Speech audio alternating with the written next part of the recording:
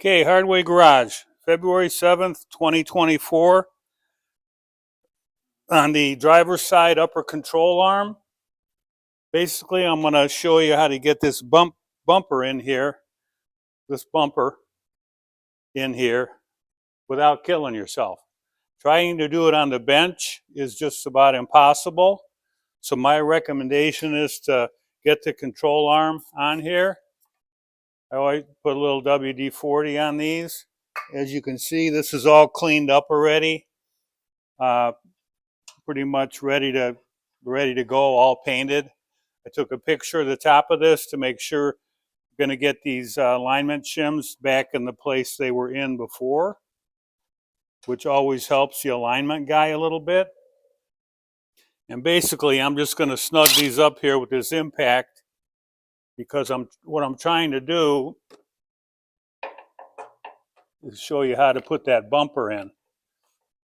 These are 5/8 or 3/4,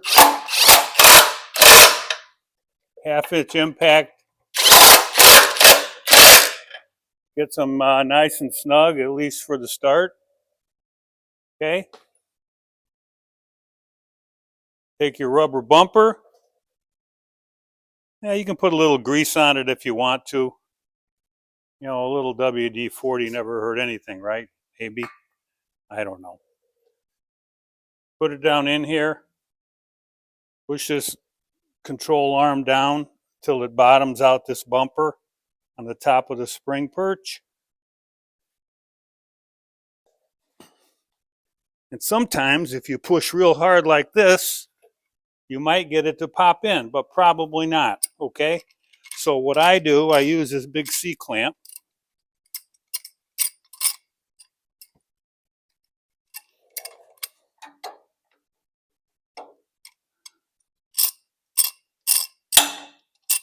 Sometimes it isn't that easy, depending on who used it before, which was me. And basically what I'm going to do here is just draw this control arm down a little bit. Just enough to hold that rubber bumper in there. And get it going in the right direction. You might be able to see the top of that coming through that hole a little bit, okay? Take a pair of vice grips.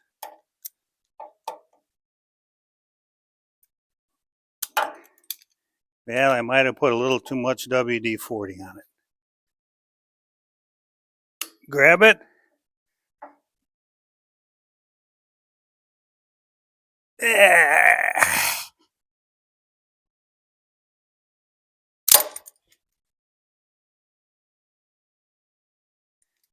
Looks like it's in there all the way around. Maybe a little bit left to go on the top here, but you get the idea. Okay, you're probably not going to ruin the bumper if you're careful. And as you can see, it's all the way in. If you try to do that on the bench, you're going to go nuts because it's just almost impossible. So this is a pretty easy way to do it. Hope it works out.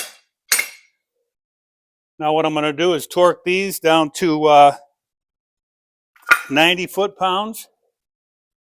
And also you're going to measure from the inside lip on this control arm to the center of this stud.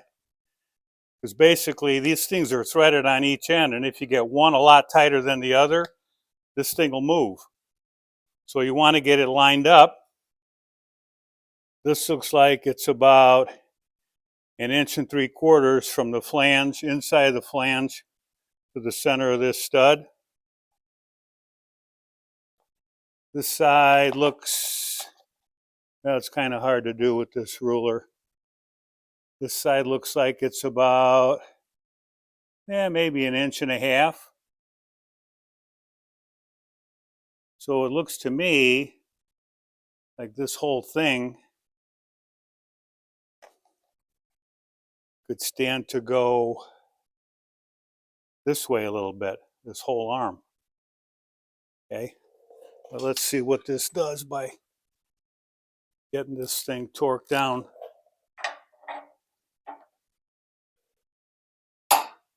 That's already at 90 pounds. So I'm not sure we're going to do much good here, but that's at 90 pounds too. So I think what I might do is loosen this one a little and tighten this one a little more to try to drag this control arm towards the front a little bit. Like I said, you're supposed to measure from the inside of this flange to the center of this bolt.